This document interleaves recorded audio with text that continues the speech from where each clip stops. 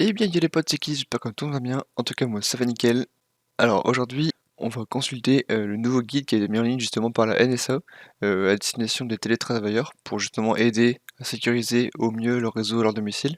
Alors, pour rappel, du coup, la NSA, c'est la National Security Agency, l'Agence nationale de la sécurité, tout simplement.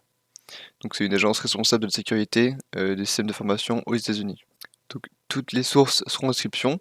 Je vais notamment me baser sur l'article d'ID Connect qui ont justement traduit le guide de la NSA.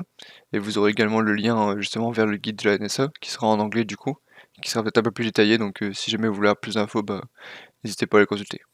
Alors, première partie, on va voir justement comment protéger nos appareils et nos données. Alors, tout d'abord, il faut utiliser un système d'exploitation récent et le maintenir à jour pour justement bénéficier des dernières mises à jour de sécurité.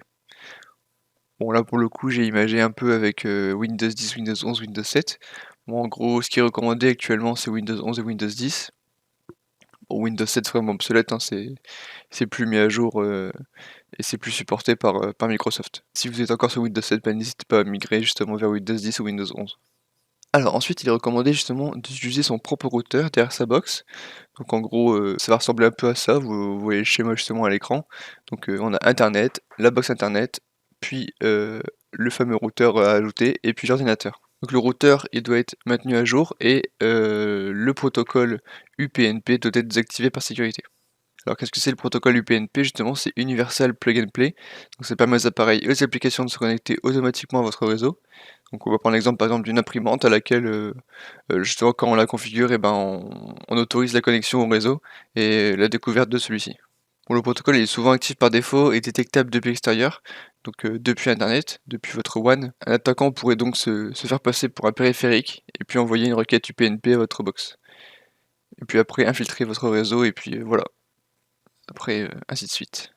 Il est recommandé également de créer deux Wi-Fi, donc séparer le Wi-Fi visiteur et le Wi-Fi justement maison. Il faut justement créer un Wi-Fi dédié aux visiteurs que vous recevez chez vous, justement pour segmenter le réseau. Et justement, bah, ça permettra d'éviter justement l'intrusion si un téléphone qui est déjà infecté bah, se connecte sur votre réseau. Pour sécuriser l'accès Wi-Fi, il est recommandé d'utiliser la sécurité WPA3 ou WPA2. C'est avec un minimum de 20 caractères au niveau du mot de passe. Bon, d'après la NSA, il ne faut pas masquer le SSID. Euh, Bah, ça apporte pas de sécurité supplémentaire et c'est plutôt une source de problème de compatibilité. Bon, c'est vrai qu'on pourrait croire que cacher le SSID c'est une sécurité, mais finalement c'est plus contraignant qu'autre chose. Ensuite, il est recommandé d'utiliser une solution de protection sur son ordinateur. Bon là pour le coup c'est plutôt habituel, donc pour se protéger des virus, des malwares, etc., etc. On peut par exemple recommander une solution d'EDR, qui est beaucoup mieux qu'une solution antivirus. On peut parler d'OpenEDR, de SentinelOne, voilà. Il y a des solutions payantes, des solutions gratuites. Bah là c'est c'est selon vos besoins. Ensuite, il est recommandé de chiffrer le disque stockage sur les différents appareils, dans le cas où c'est possible, notamment sur les PC, smartphones, tablettes. Au niveau ordinateur, on peut citer BitLocker, Zone Centrale ou alors Stamp Shield Data Security, qui permet justement de chiffrer l'espace disque. Donc là, le plus simple possible, bah, c'est BitLocker qui est déjà présent justement dans les versions pro de Windows et les versions entreprise. Donc quand on dit chiffrer, bah, le but c'est de chiffrer justement son disque dur interne et également son disque dur externe. Comme ça, bah voilà, en cas de perte, l'attaquant ne pourra pas justement consulter les données. Ensuite, il est recommandé d'utiliser un mot de passe robuste, bon ça c'est pas nouveau, difficile à deviner et unique pour chaque service. Les identifiants ils doivent être stockés dans un gestionnaire de mots de passe et non dans un fichier texte. Alors n'hésitez pas à aller consulter justement une vidéo sur Bitwarden qui vous explique justement le fonctionnement du gestionnaire de mot de passe Bitwarden. Je mettrai la vidéo dans la description. Et là, pour le coup, bah, ça permet de stocker ses mots de passe en toute sécurité, générer des mots de passe aléatoires. En gros, ce qui se passe, c'est que bah, vous n'avez plus besoin de retenir vos mots de passe, vous avez juste besoin de retenir un seul mot de passe qui permet l'accès justement à votre gestionnaire, et puis récupérer les mots de passe pour chaque service justement que vous pourrez générer aléatoirement. Alors, au niveau des gestionnaires de mots de passe, on peut citer justement Bitwarden, LastPass, Dashlane et KeePass.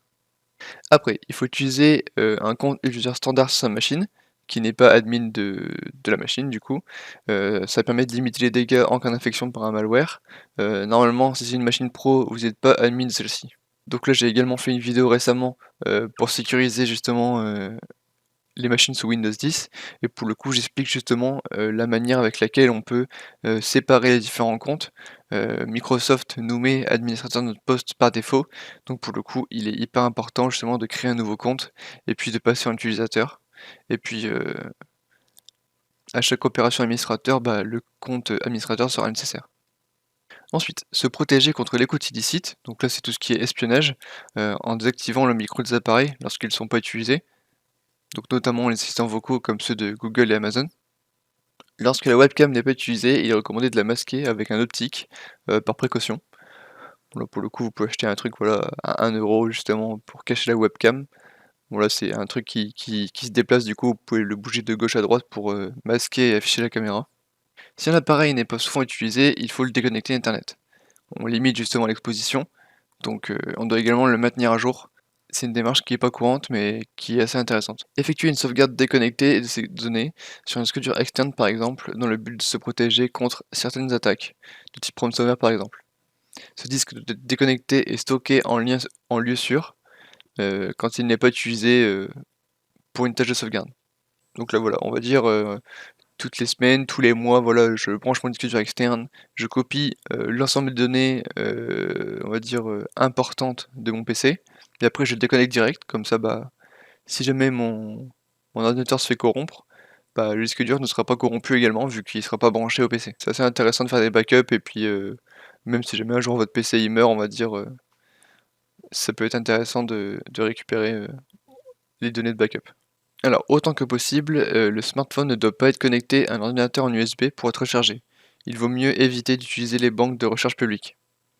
Alors, donc ça c'est justement 2 points sur les smartphones qui sont assez intéressants. Donc justement quand on branche son téléphone à son PC, on a un risque auquel on peut faire face dans le cas où le téléphone est infecté. Il pourrait justement infecter également l'ordinateur dans ces cas-là. Donc là pour le coup il n'est pas recommandé de brancher son téléphone dans son PC. Et non plus sur les bornes de recharge publiques. Donc là, on peut notamment parler des trains ou des bus. C'est vraiment pas recommandé d'utiliser justement les ports USB qui sont présents. Alors pour justement se protéger par rapport à ça, on peut parler du data blocker. Alors ça justement, c'est une protection USB qu'on va mettre entre le port USB physique et puis le port USB de son connecteur de charge. Et là pour le coup, ça va justement bloquer les données comme son nom l'indique et ça va faire passer seulement les broches au niveau de l'alimentation. Donc là, pour le coup, c'est une très bonne protection. Laissez son ordinateur en veille pour qu'il télécharge et installe les mises à jour automatiquement, tout en redémarrant l'ensemble des appareils, y compris le routeur, une fois par semaine. Cela peut permettre d'éliminer certaines menaces non persistantes. Alors oui, tout à fait, il faut justement mettre à jour automatiquement les appareils, les redémarrer de temps en temps pour bien appliquer les mises à jour. Ça, c'est assez important. Je sais qu'il y a beaucoup de gens qui redémarrent pas forcément leur PC.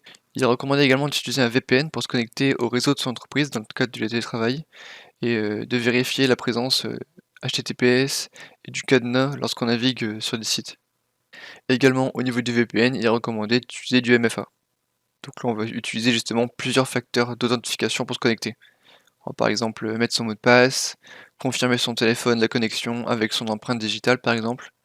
Donc ça, c'est un exemple de MFA. Maintenant, on va voir tout ce qui est protection en ligne. Une partie du guide aborde la protection en ligne, principalement pour protéger ses informations personnelles et éviter d'exposer sur Internet. La NSA recommande d'être méfiant sur les mails et plus particulièrement sur les pièces jointes et aussi sur les réseaux sociaux. Bon, c'est vrai que les pièces jointes, on est assez au courant que ça peut être très dangereux.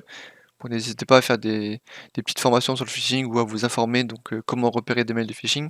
Et pour le coup, sur les réseaux sociaux, bah voilà, il y a pas mal de pubs, de gens qui essaient de vous contacter, des gens un peu random ou des amis qui peuvent se faire pirater.